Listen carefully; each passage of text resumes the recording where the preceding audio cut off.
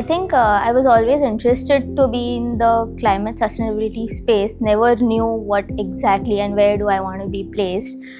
Growing up, I was a massive wildlife fan. I used to love watching Animal Planet the whole day. That was the only show which used to keep on running. That somehow inspired me to, take up and do my bachelor's in zoology. So yeah, while I was being trained to become a zoologist, at every point in the 3 years of my bachelor's degree, right, climate and environment always came to be a precursor to why habitats are getting disturbed, the way wildlife is behaving right now. We had such a massive component on wildlife, human interactions, how destructive is that becoming, how the migration patterns of certain birds are being affected, how certain fishes' reproduction cycles and systems are being disrupted, right? And all of that somehow usually connected to the temperatures being rising, there's a massive forest being cut down, right? And somehow then that in fact triggered me, to go a bit beyond, get a bit more broader and more deeply involved into the sector. And post my bachelor's degree, I actually started to actively look for courses, where I can understand climate and environment from a much better lens. I also wanted to be a bit more closer to my home, and I was lucky enough to find my master's degree in sustainable development and environment management, which was at the University of Mumbai. So yeah, so the course actually was quite at a quite cross-sectional course. It had components of pollution control, it had components of CSR, it had components of sustainability. The end goal of the course was to make all the students industry ready. My experience, I think everyone's experience working, whenever you say, right, you are working with government, everyone is like, is it a bit slow? Is there actual change happening? For me, this was never the experience. While I was working with government, there was a really massive political leadership. While I was working with the government, I used to work with the Environment and Climate Change Department and the former Environment Minister, who was a young minister back then, Aditya Thackeray.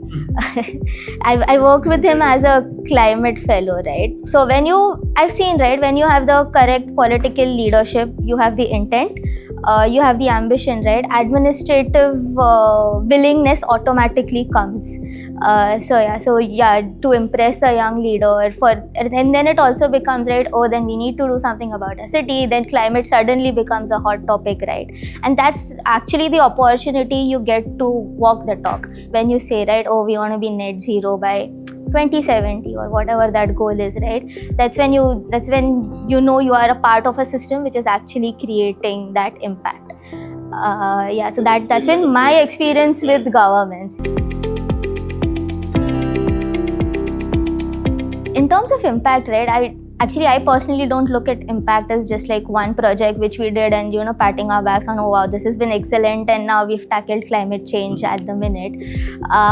For me, I personally look at impact as when you've created some system level change or some institutional change, right? And that's most of my recent work, and in fact, most of my work with WRI has been focused on that. I started my career with WRI working with the Mumbai Climate Action Plan, launching the plan, and then very strategically, we wanted to try and test that technical capacity of how does a climate action planning look in smaller cities in Maharashtra. And so that's been the work, that's been the work which has been incredibly meaningful to me. Yeah. So we've worked with the city of Nasik, Solapur and Chhatrapati Sambhajinagar, formerly known as Aurangabad. Right. Yeah. And you worked with what, the municipal councils? We work with the so those are actually municipal corporations. Yeah. So tier 2 cities, right, somewhere around a population of Solapur being around 10 lakh, right, to Aurangabad, Nasik being around 15 to 18 lakhs right now. Right. Yeah.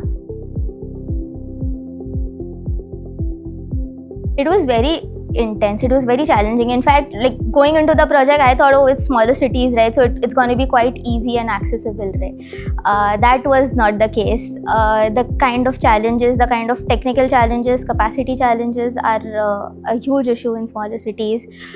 For them, when simple water supply and access to clean water and sanitation is a challenge, right? How do you bring in, oh, climate change is happening, right? And yeah, we are here to make a climate action plan for you. So doing and then once we've done the whole climate action plan, right, and when corporation took ownership of that climate action plan and they are in process of implementing it, right, that's when you see the real change happening, and that's been quite meaningful for me. For us to implement projects in cities, right, cities actually try to only look at, it's also about how well you optimize the public funds which are already available within a city, right? Mumbai this year released its second climate budget report, which was recently released on World Environment Day, right? It's like a mirror to the BMC to see, okay, these many of your projects are climate aligned and this is where you are investing money. And these are the gaps then, right? You see here from a governance perspective, from a project perspective, from a manpower perspective, right? Here is where you need to fill in those gaps. So that's one way of looking at financing and funding, the way we look at it. Another way is, you really need to optimize the current public funding which cities get, whether it be your Swachh funds from your Swachh Bharat mission, a National Clean Air Program, 15th Finance Commission fund, now 16th Finance Commission is going to come in very soon. How well the city governments are utilizing it, and that's where some of the climate action planning work and that thinking comes in, right? So there's in fact a blueprint for city to know, okay, these are our priority sectors, we need to invest in these projects, and then these are the potential funding sources. But also it's very interesting you bring funding. Recently Pimpri-Chinchwad Municipal Corporation announced its green bond, which has been oversubscribed, I think, for around, I don't remember the number, but maybe around somewhere 500 times more or something like that. So cities are also looking for innovative financing, and there is a dire need of financing.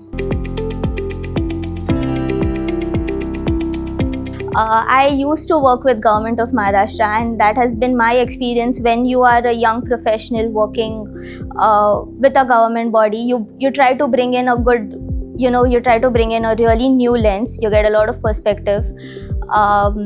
And also, right, when you have the right leadership who's there to listen to your opinions, and you can confidently voice your opinion around, you can do some policy level changes.